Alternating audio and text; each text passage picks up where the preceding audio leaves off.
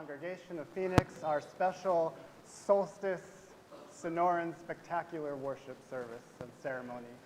My name is Emrys Staton. I'm a part-time pastoral care minister here for UUCP. I use he, him pronouns. I'm so delighted to see you all today. We are in the round, so you can wave across to somebody that you see on the other side. And just as we're doing a special kind of a solstice ritual ceremony service today, I have a couple invitations if you'd like. You can take off your shoes. If you'd really like, you can take off your socks and just be grounded to the earth today.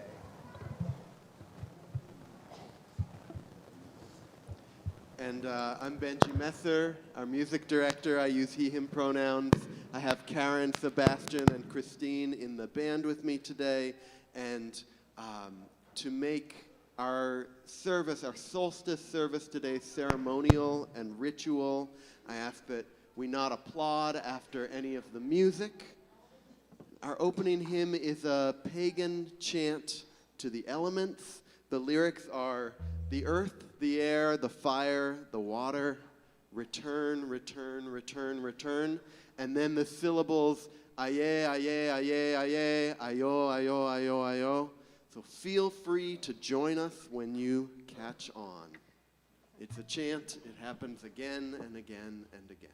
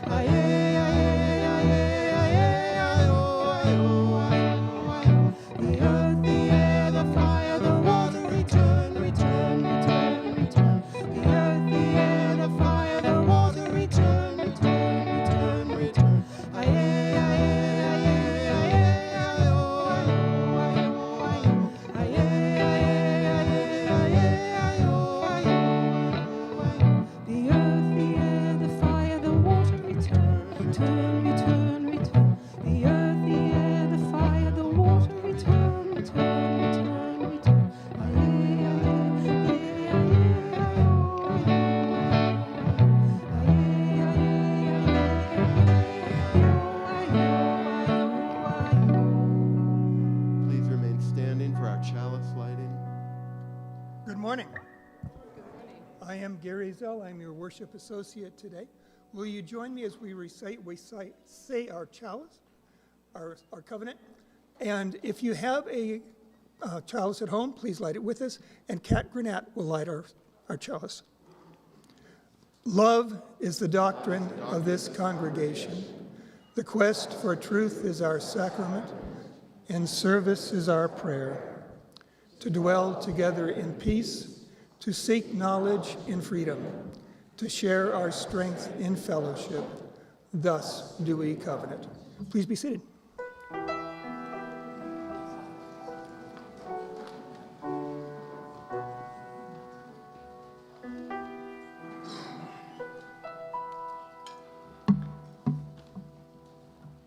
Let's all take in a deep collective breath together. Just breathe in, fill your lungs.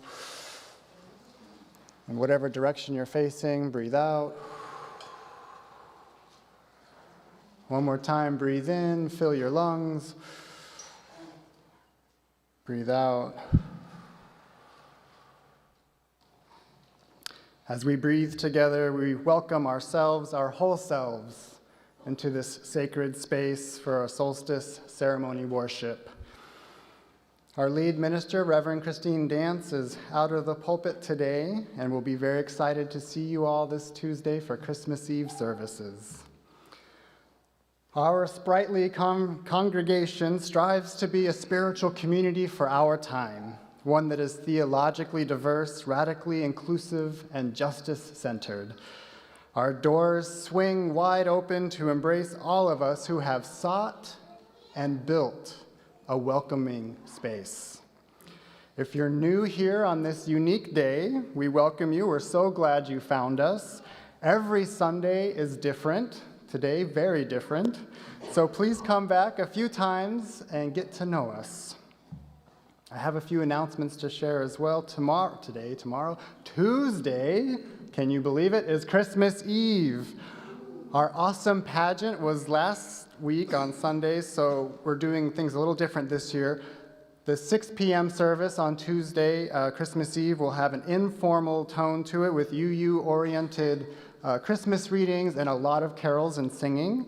And then there will be cookies and cider. And then 7:30 will be our more traditional Christmas Eve service with a candlelight vigil of Silent Night at the end. Join us for one or the other or both. Each year, our nominating committee is responsible for identifying people within a congregation who would consider positions of leadership. We need to nominate candidates for our UUCP leadership teams by March 1st, 2025, and would appreciate your suggestions for possible candidates. If you are looking for an opportunity or you know someone that could use a little nudge, we ask you to reach out to the nominating committee. It's nominating@phoenixuu.org, and a representative is also at the back table for questions. Let us now move into and create our time of worship. I call forth our Sacred Earth worship group to cast the circle.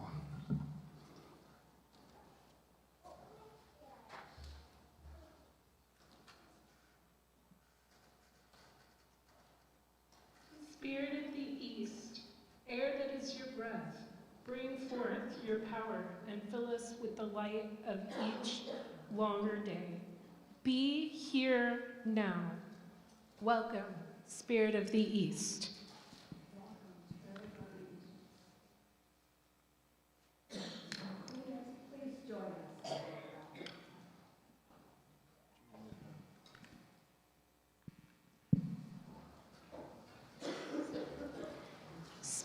Spirit of the South, by the fire that feeds your energy, bring forth your passion, your call for transformation, and your gifts of love and trust.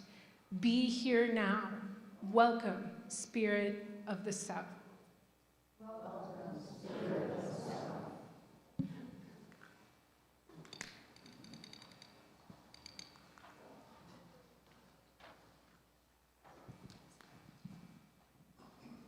Spirit of the West, by the flow of your waters, bring forth your power, and in it instill in us reflection to cleanse and heal. Be here now. Welcome, Spirit of the West. Welcome, Spirit of the West.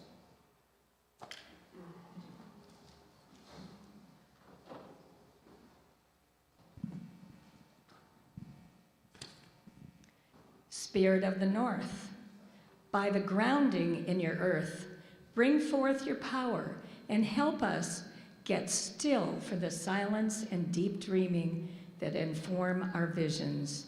Be here now. Welcome, Spirit of the North. Welcome, Spirit of the North.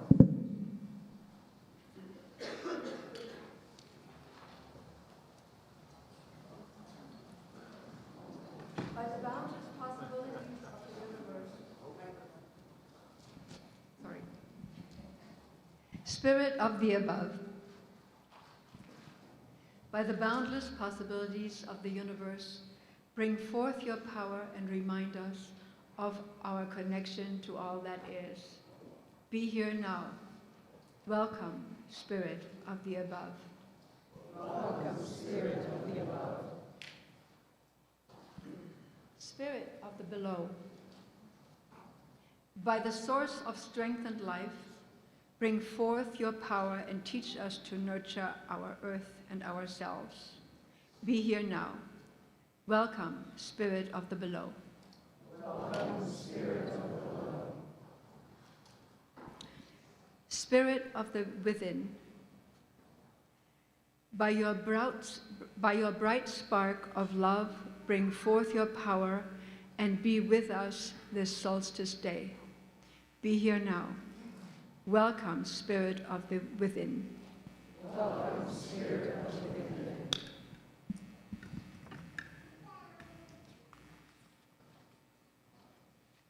Please be seated.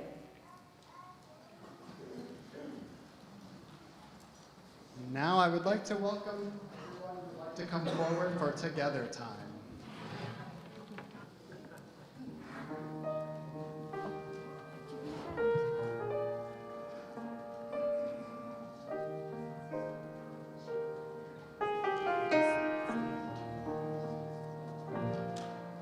We're going to need some more folks for Together Time. It's a full participatory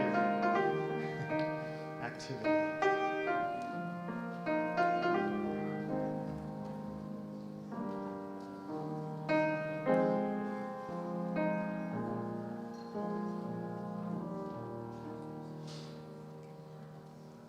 Ladies and gentlemen, boys and girls. No, that's not very UU. Let's try that again. Ladybugs, gentle souls, kindred spirits, celestial beings, sun worshippers, Luna lovers, and cactus huggers. Behold, for tonight, last night was the longest night of the year, clocking in at exactly 9 hours and 56 minutes. It was the winter solstice for us here in the Northern Hemisphere. Now, how, might you ask, do we know which night is exactly the solstice night? We'll get to that in a minute. But first, I'd like to have us all take a look at this beautiful altar. The winter solstice in a lot of pagan traditions is a time to come together after a year of harvest and getting all your food. You got to get through a long, cold winter. And so it's a time of gathering, storytelling, a time of reflection, a time of anticipation.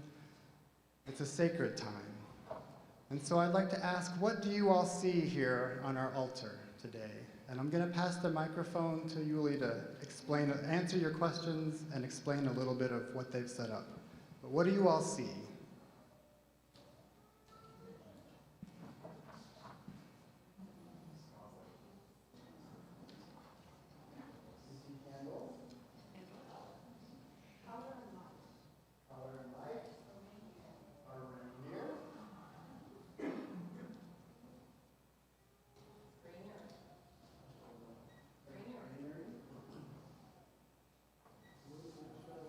Yeah, so let's talk with the reindeer, which is actually a stag. Okay.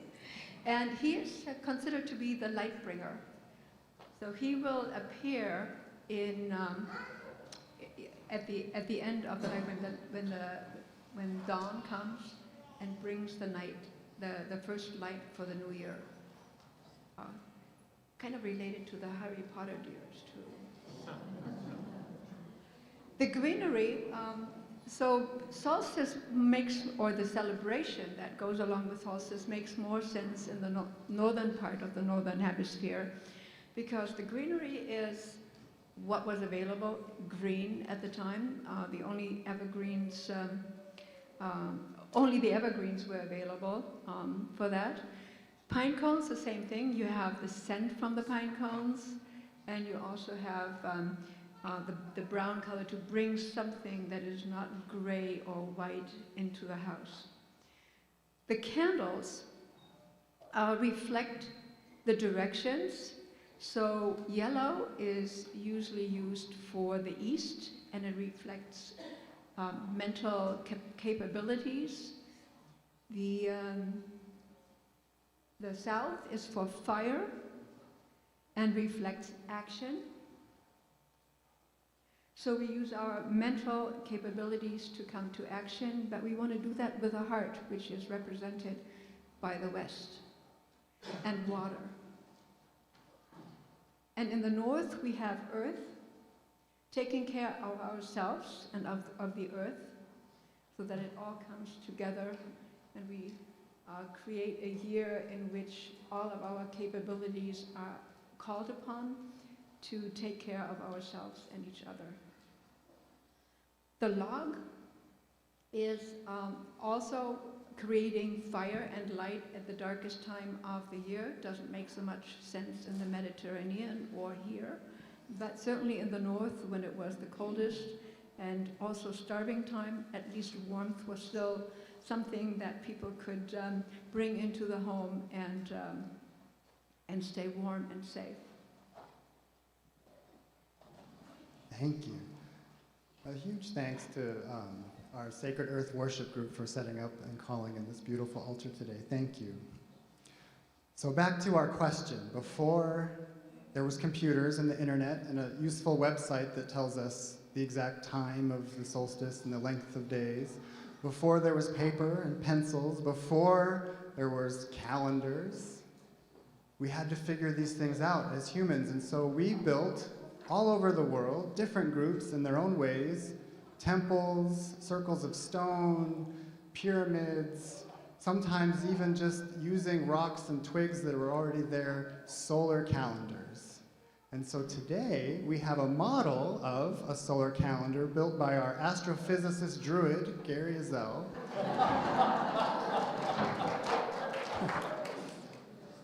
And he's going to show us kind of how this works. So if you actually want to come over, you can see how this works.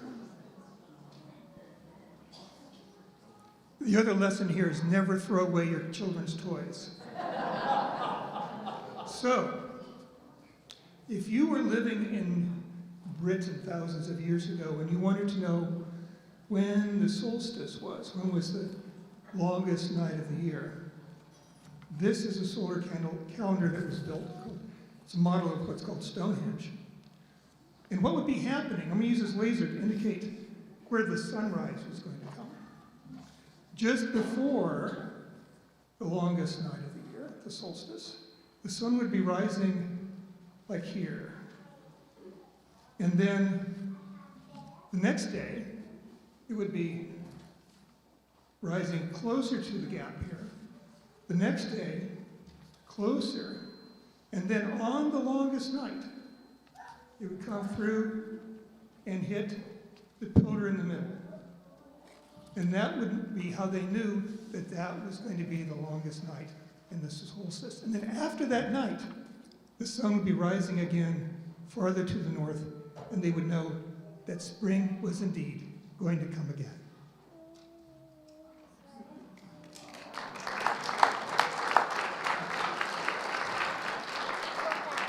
So now that we've seen the model of this, we've got to make our own. Do you think we can replicate this here in our circle?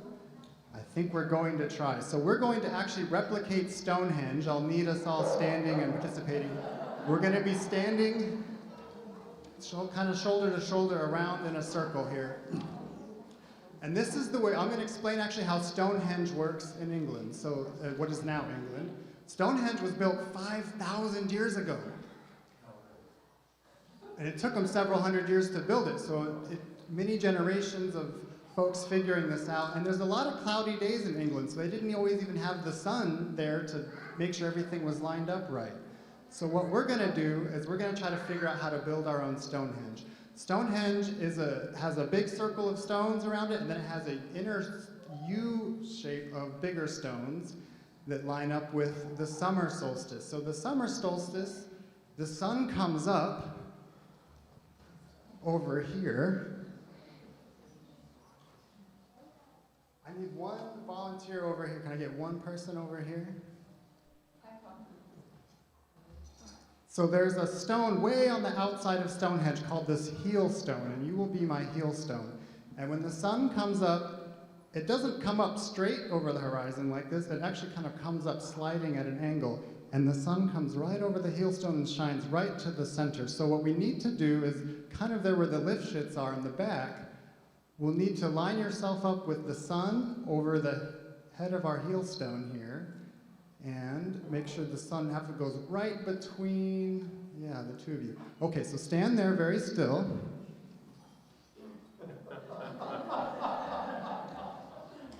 I'm going to recruit my astrophysicist, Druid Gary, to help me.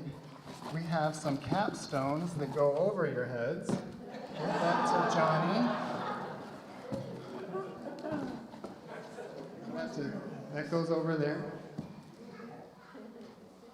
This one goes over there. This one goes up over here. I'll hold that up. All right.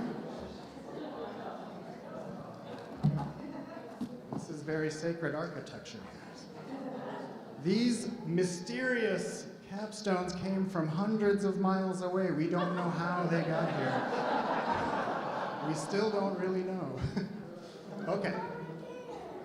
So we're going to check again our alignment for the sunrise. On the summer solstice at Stonehenge, the sun comes up like this, right over here, and it goes right through the middle over there. So now we have everything lined up. So now we can move to the winter solstice. In the winter solstice, the sun sets exactly opposite from where it rises in the summer. So today or yesterday, the sun set, which is kind of my thing. I'm not a morning person, so I think these Druids are my people, because they were doing the sunset. The sunset would come about like this, and it goes right between the tallest two pieces into the center. And then it sets down. And that's how they know when the summer and winter solstices are, using Stonehenge as a solar calendar. So behold, our solstice spectacular.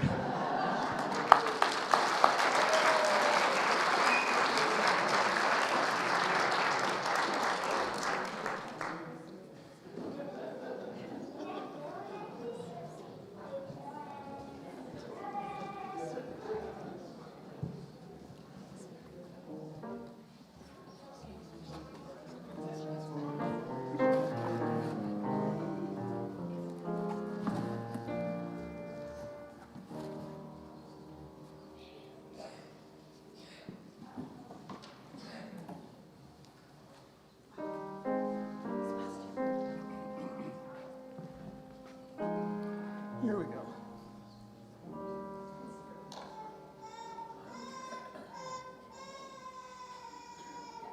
Each week, we split our offering between this congregation and another organization that shares our values.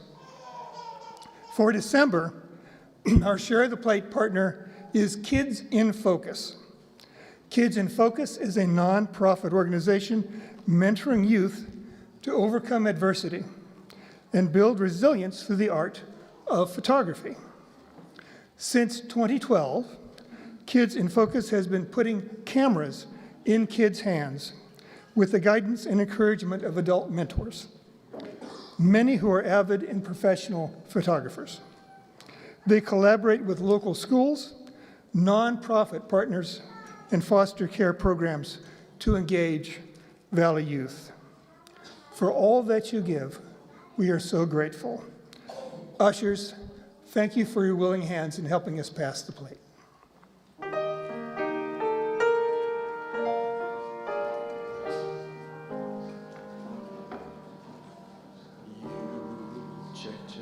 You can never hold back spring.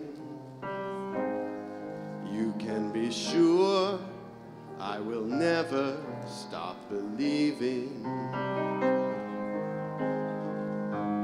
The blushing rose that will climb,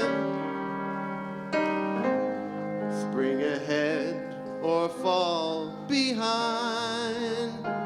Winter dreams the same dream every time. Oh, you can never hold back spring. And even though you've lost your way, the world is dreaming dreaming of spring. So close your eyes, open your heart to the one who's dreaming of you. And you can never hold back spring. Remember everything that spring can bring. Oh, you can never hold back spring. I said you can never hold back spring.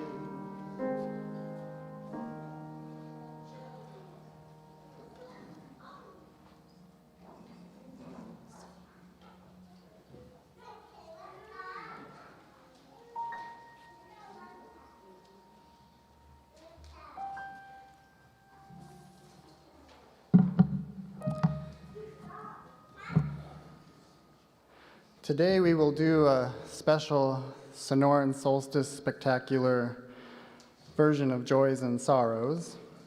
You all have Joys and Sorrows slips on your paper slips on your seats, and there's should be enough pens that every other seat or so has one, so feel free to share.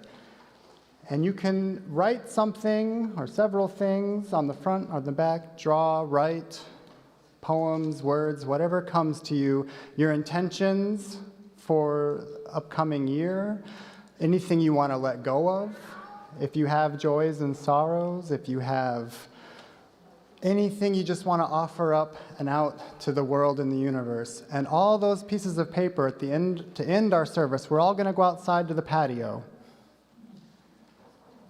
And we're going to put those slips inside this urn, and we will light a fire and burn the urn. So everything you write down will get, the energy of it will go out. So feel free to put whatever you want. You have the rest of the service to do that.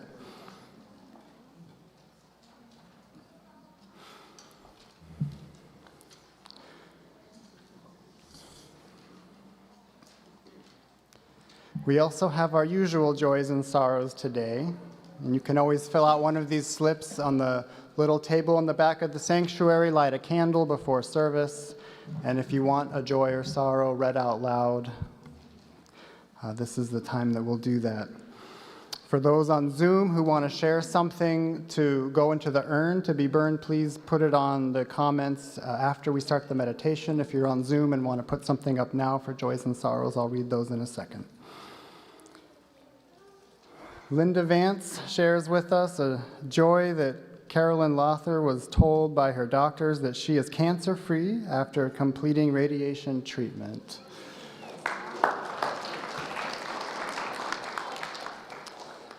Indeed, we celebrate that joy. Ann Chase shares a joy that my granddaughter Lily Chase has received her bachelor's in special education at ASU. And Dylan Lifshitz shares a joy. I'm very excited that I was chosen out of hundreds of applicants for an all-expenses-paid in-person interview for a PhD program at the University of Michigan.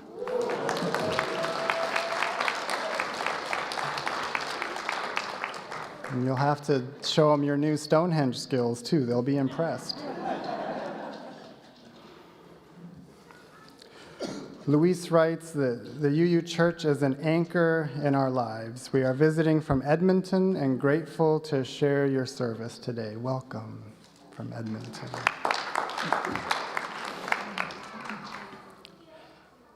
Christine shares that she's having trouble with her dentures and gums. Says, I'm scheduled to get my last tooth pulled and I'm worried that my new upper dentures may not stay in my mouth. We send out our collective good vibes that everything goes smoothly for your procedure and your dentures. Katia Brown writes that my beloved old man of a cat died last weekend, peacefully and painfully at home. We send out our heartfelt love for your cat.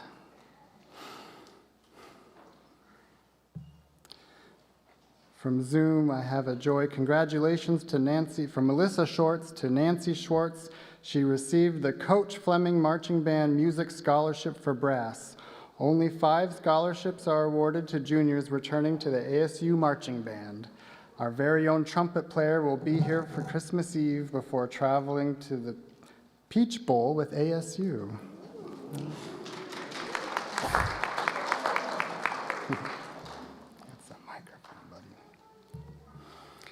For all the joys and sorrows that we hold silently in our hearts, for all that we share, sometimes just among those closest as confidants, and for those that we share out loud, let us create the space to just hold, to celebrate, to grieve, to honor and to heal and to nurture.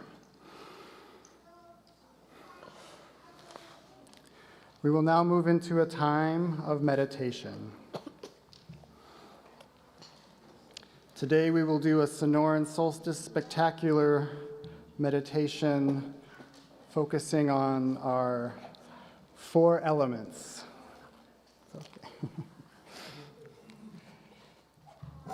So I invite everyone to just find a comfortable position. If you need to wiggle in your seats a little bit, you can close your eyes. We'll welcome in all the noises of life as we do our meditation today. Take in one deep breath to center yourself and let it out. And let your breath just follow its natural rhythm. Bring into your mind an image of light, shining and illuminating. Let the light flow around you. Imagine yourself as a source of light radiating from you.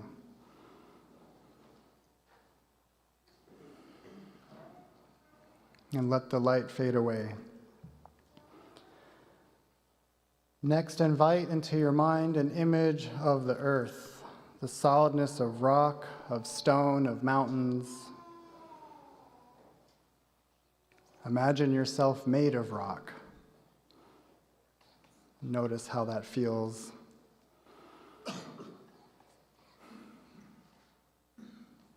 And let the rock dissolve away. Bring into your mind an image of water, however that comes to you. Rivers, lakes, oceans, waterfall or rain. Imagine what it's like to be wet, washed and cleansed. And imagine that you are water, flowing. And let that fade away. And bring now into your mind the image of air and wind and breath. Think of what moving air feels like on your skin. And then imagine yourself as air. Where would you go? Let the air dissolve away. And just notice which of these elements you connected with the most, that felt most powerful for you today. We'll take in one more deep breath together. Let it out. Open your eyes. Blessed be.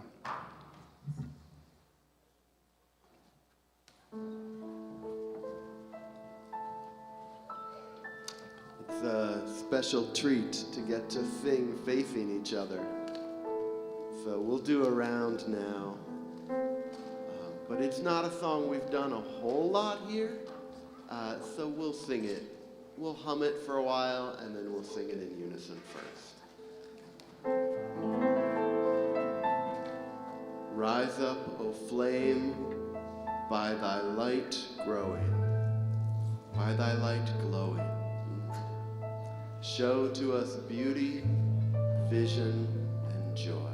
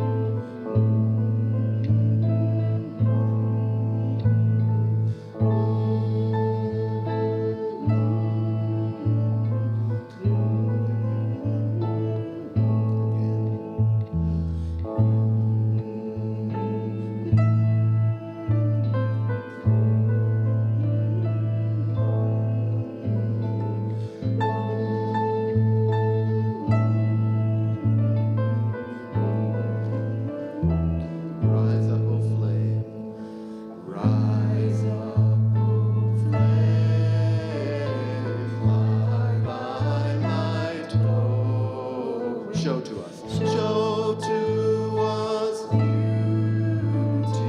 vision, and joy. Rise up, O flame, light, light, glowing. Show to us beauty, vision, and joy. Rise up, O flame, light, glowing. Show to us beauty, vision, and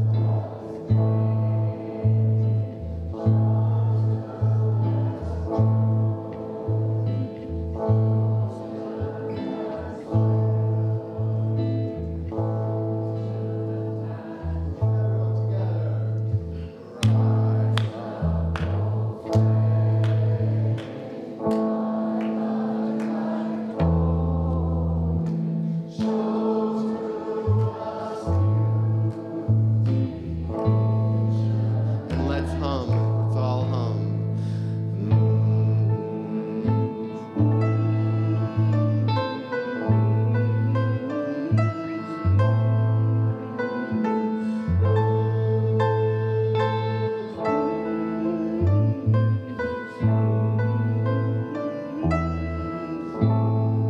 Please be seated, everyone.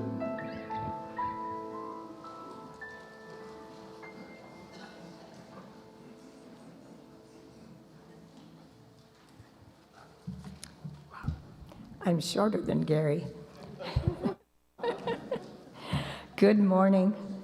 I'm Joan Gale, and it's a very special time for us to celebrate the turning of the wheel towards the winter solstice.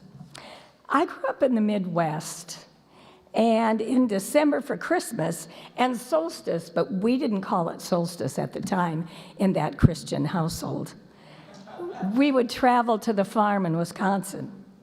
The fields were white with snow, and under that snow was the remnants of the harvest and the dying of the fields. My grandparents would say, it's the time for rest on the farm, both the fields and the people. So I didn't know that she was planting a seed in me of following the seasons, as I still do throughout my life. We would talk about what we were grieving, what was good in life this last year, what we were going to look forward to in the next year. So, in 2024, I'm following this tradition. I'm remembering the horrendous repairs that we had in our house. Took a long time and way too much money, and I'm glad that's over. And I'm also grieving the death of a dear friend, Marina, and my cat, Boots. Yeah, I can still cry over that, both of those. There were also many visits and Zooms with friends and relatives, absolutely enjoying, loving every minute of it. And movies, hikes, good books to read, and of course, all these wonderful UU services that I enjoy attending. Lots of fun and laughter. And as in my growing years, I'm going to take time to find a place to sit down and reflect on what I've learned over this last year, And am I healing? What do I need to do more to heal? And also, how have I changed from all of this? So I'm going to savor all these memories. I'll find a place to sit down and watch the birds in the evening as they settle down for the night. And I'll watch the sun fading into twilight and finally dark. But I know that that wheel continues to turn, and so I'm looking forward to 2025 and its longer days, and there will be new life. I'm thinking of what I'm going to enjoy again, what I'm going to bring into this next year. There are many things. Maybe this year I'll have time to travel. And I know I'm going to play more ukulele. There'll be more time for friends, books and movies, which I really enjoy. And I know that I'm going to find a calming routine on a daily basis to try to heal from all of that chaos of 2024. So I will find a place to sit in the morning, and I'll watch that sunrise and the birds as they look for food and water. And I know that the seasons, they don't change as drastically as they do in Minnesota and Wisconsin, but I'm still carrying on those rituals, and I will enjoy this solstice time and the turning of the wheel, and I hope you all find a way to do that too.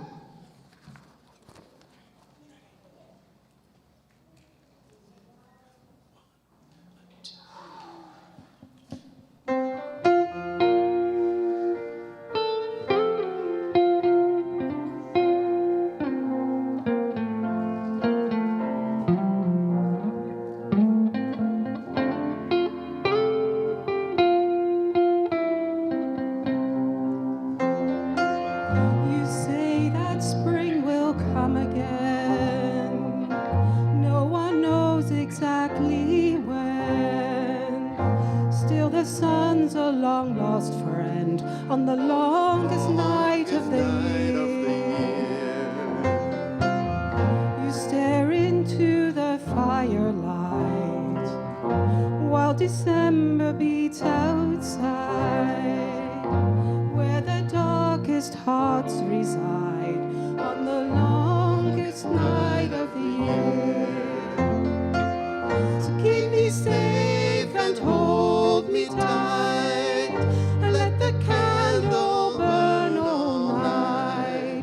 Tomorrow I'll welcome back the light. It was the longest night of the year.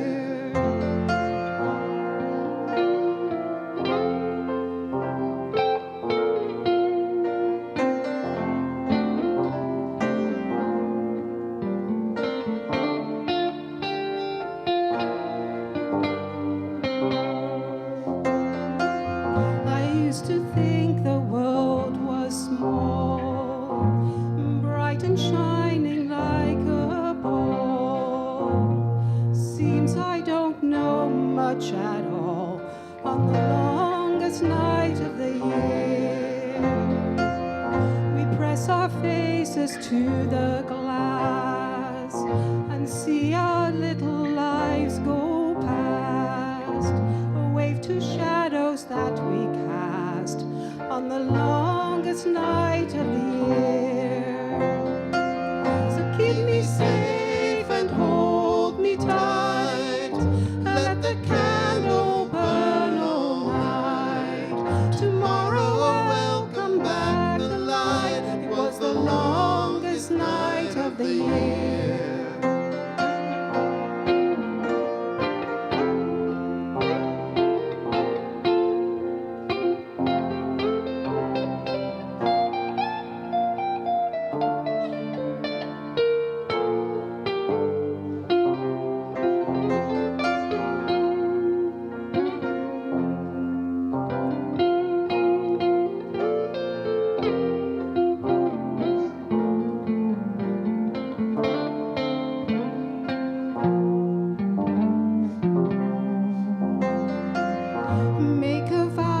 Solstice comes to find the light in everyone.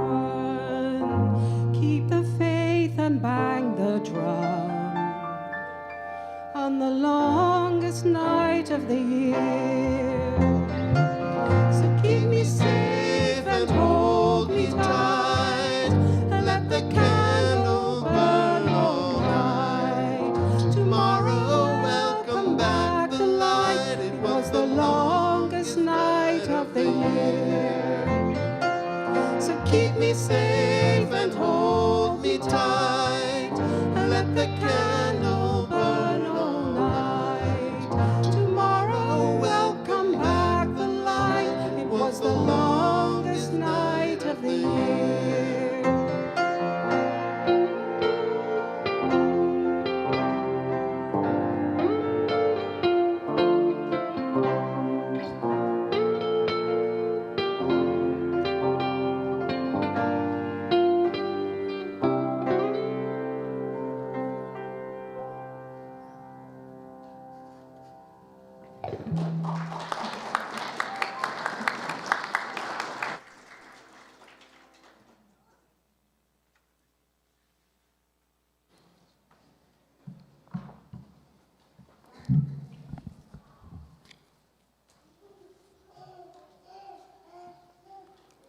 So last Saturday at precisely 7:43 in the morning, I was woken up, not by my children, not by my alarm clock, but by an improbably small flicker of sunlight that managed to come through my neighbor's trees, over the wall, through two more bushes and trees, find its way right through a 1-inch crack between the windowsill and the window shade, and right on my face.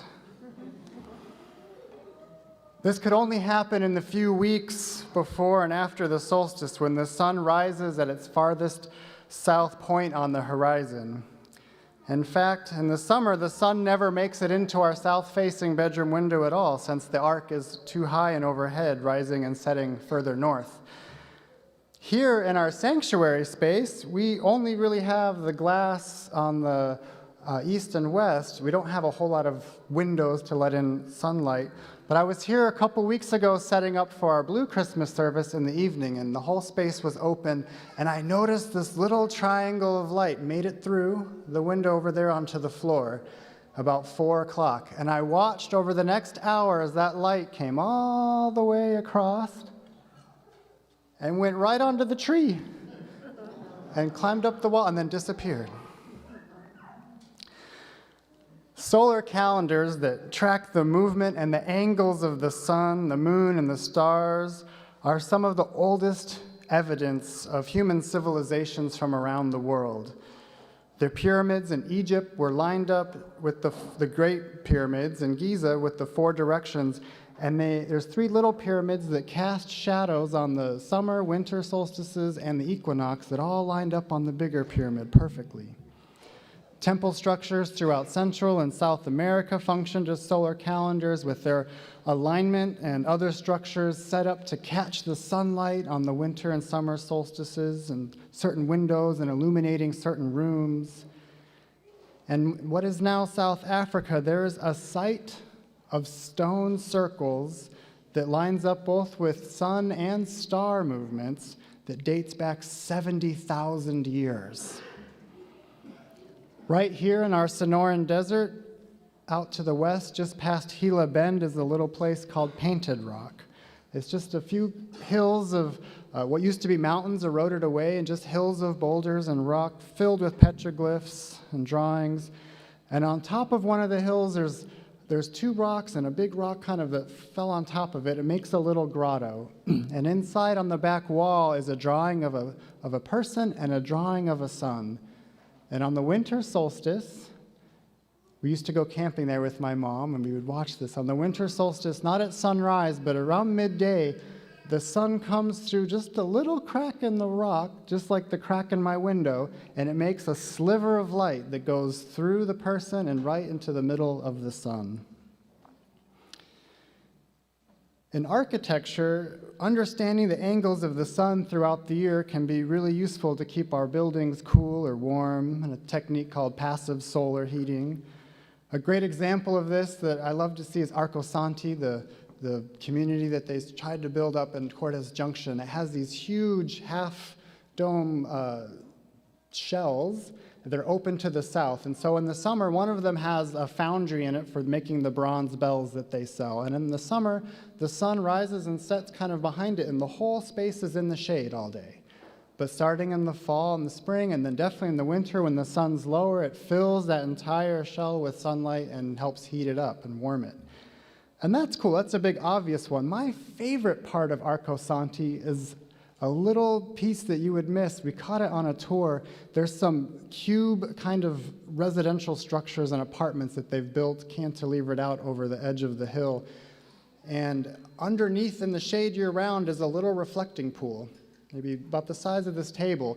And in the winter months, when the sun is low, it bounces off that pool and it sends light up to all the bedroom windows throughout the afternoon. I thought that was just so neat. When I used to work as a solar installer, we had this simple tool that was just a little sphere of plastic or glass called a shade finder, and we would set it down on the roof. And it had little cards you put in based on your latitude, and you would look directly on top of it, like gazing into a sorcerer's stone, and you could see the reflections of nearby buildings and trees. So you could actually predict which months of the year and which time of day you would have shade. And we could put our solar panels in the places that had the most sun exposure. Now, all of us who live and survive in Phoenix know a thing or two about the sun and shade. We have our own druid skills for parking, don't we? We all carry, if you're a level 1 druid, you have a shade screen thing that folds into your window that you always carry with you. If you're exceptionally clever, you have the one that twists into the circles. Those are so hard. If you're a level 2 druid parking, you find the shade in the back of the parking lot under a tree, and even if it means a longer walk, if your car is in the shade, it's worth it. If you're a level 3 druid, and you know you're parking and you're going to be there for a while and coming back later, you can predict where the shade will be in a few hours. So you may park your car in the sun when you start, but you know when you come back, the shade will be there keeping it cool for you. Now that I have kids, we find the same skills in going out to parks. They've got these big shade structures over most of the parks in Phoenix, which is nice. However, it works in the summer when the sun's straight overhead. In the fall and the spring, when it's still hot, the sun comes underneath the shade. The shade's over there, and the playground's here. And so I'm thinking that the city of Phoenix needs to up their druid skills a little bit. I did see a park in Avondale that actually had a shade structure extended way out to the south, which compensates for that. And it's the same predicament we have for all the shaded bus stops and things like that. The shade really only is for only good in the middle of the day in the middle of summer, but the rest of the year, these things still get hot. So watching and understanding and calculating the position of the sun is a crucial matter for our comfort and our survival as humans. The solstices, for me, are an intriguing, predictable way that we know the beat of how the earth moves around the sun. It's like a tango dance. And so we know the beats, it's predictable every year when the solstices will be, but we don't know the details and the moves. We don't know if it'll be sunny or raining. We don't know if it'll be hot and dry. But we know that the sun is going to do what it's going to do every year. And as Joan was saying, our winter in Phoenix is not exactly the same as the winter in England or Norway. Our winter in Phoenix is more of a light version of Diet Summer, I feel like. It's summertime that we hunker down indoors and try to beat the heat. And winter, I feel like, is when we come outside to celebrate. But I still have that feeling of shorter days and longer nights that brings about the idea of rest and renewal. Solstice teaches us, and it can model to us, anticipation. We know that it's coming, but we can't make it come any faster. We just have to patiently wait. Sometimes the anticipation is exciting, like knowing that with our winter solstice here, spring wildflowers are right around the corner. Sometimes it can feel a little dreadful, like knowing that another brutal summer is also around the corner as the days grow longer. In the Christian tradition, the practice of Advent is really what captures this sense of anticipation, of waiting, of the daily little changes and movements that lead us into the solstice and then back towards the next solstice. Solstice as the marker of a passage of time can have really any meaning that we want to put on it. And so today is one way of celebrating, and I really am just so grateful for all this today. I developed a little solstice tradition of my own that I'll share with you. I vacuum my car. I do it on the solstices and the equinoxes, and when I was younger, I never cleaned my car. I refused to wash it, but as I started doing this adulting thing, I decided I would like a little cleaner car, and so solstice and equinoxes actually became my ritual.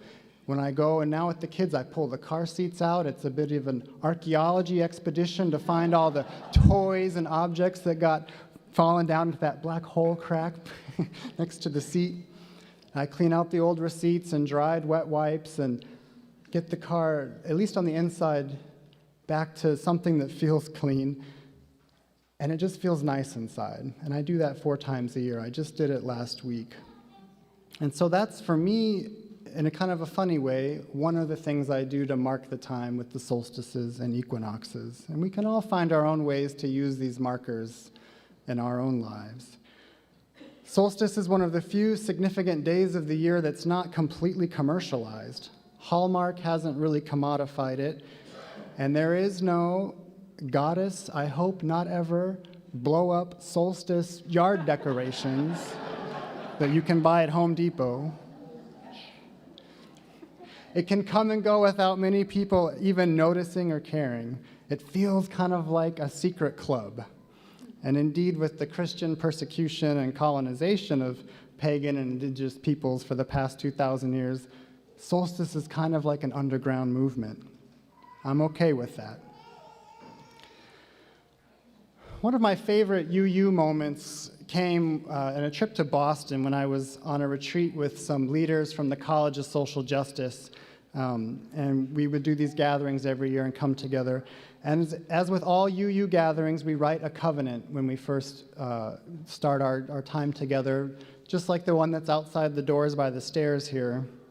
The covenant is our agreements of how we want to be together. And there are standard phrases like about respect and giving each other space, listening, things like that, being inclusive.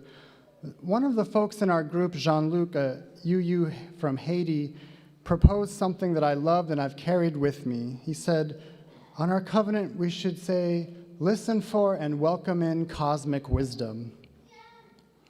The movements of the sun and the moon and the stars and all the human endeavors we make to track all of it and make sense of it feels like one aspect of listening for and inviting in cosmic wisdom.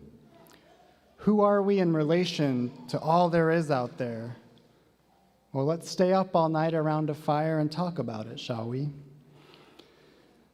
This is a time to be in awe, to allow inspiration into our hearts and minds, joining with humans all over the earth, stretching back into time that we can only guess, with whatever ethnic background you may have as ancestors from Africa, Asia, Europe, Turtle Island.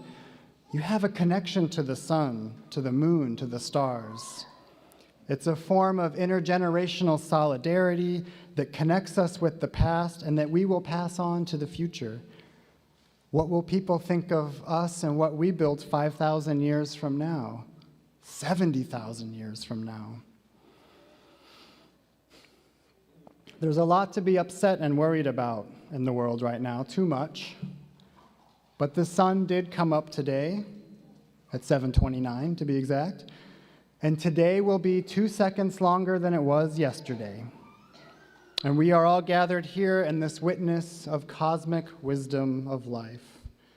And so let the playfulness of life and light and shadow inspire you. Let the power of the elements and the directions sustain you. Say thank you to the sun today, and put on some sunscreen too. As the poet Hafiz wrote, even after all this time, the sun never says to the earth, You owe me. Look what happens with a love like that. It lights up the whole sky. Ladybugs, gentle souls, kindred spirits, cosmic cousins, sun worshippers, Luna lovers, cactus huggers. Behold, a beautiful day for a Sonoran Solstice spectacular. Blessed be.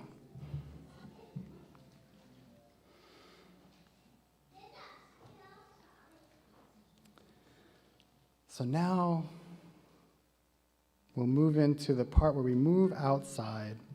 So here's what we're going to do. If you wrote something on the papers, I'm going to invite our Sacred Earth worship. Oh, we're going to close the circle first. So now we're going to close the circle, and then we will move outside. I'll give a few instructions before they start. So we'll do the closing of the circle, and then if you have your papers, it might be easiest to roll them up. We'll all go outside through the patio doors. We'll place your papers in the urn, and we're going to do that in silence. And then once we're all out there, we'll light the fire, and then we'll do our closing song together.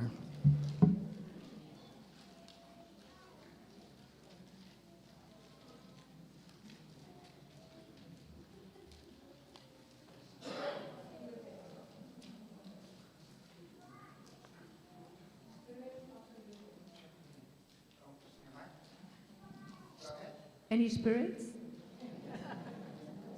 There we go. Spirit of the within, we thank you for your presence. Stay if you will, go if you must. Hail and farewell. Hail and farewell.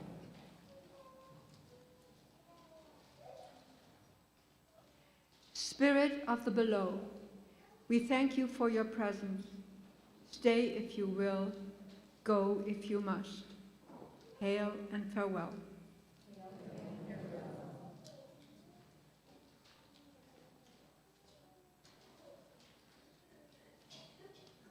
Spirit of the above, we thank you for your presence. Stay if you will, go if you must. Hail and farewell.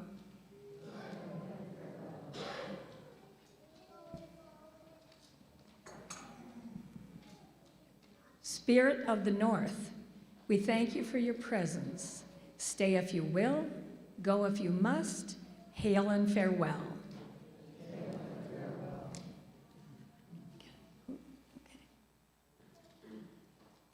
Spirit of the west, we thank you for your presence. Stay if you will, go if you must. Hail and farewell. Hail and farewell.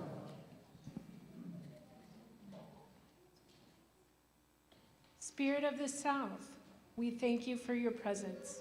Stay if you will, go if you must. Hail and farewell. Hail and farewell.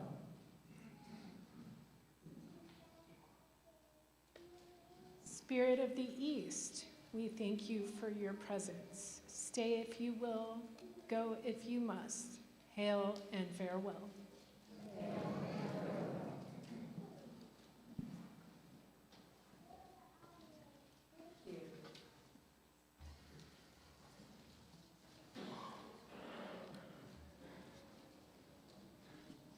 So thank you to Joan, to Wooly, and Kat. So now, in silence, I invite us all to come and rise and go to the door. As you walk by the urn, you can place your paper in the urn, and we'll gather around the fire pit outside. And I will mention, if you are watching the service on YouTube and you want to see what's happening outside, switch over to the Zoom broadcast. Go to our website and get on the Zoom meeting. That one will continue and will broadcast what's happening outside, but the YouTube will not.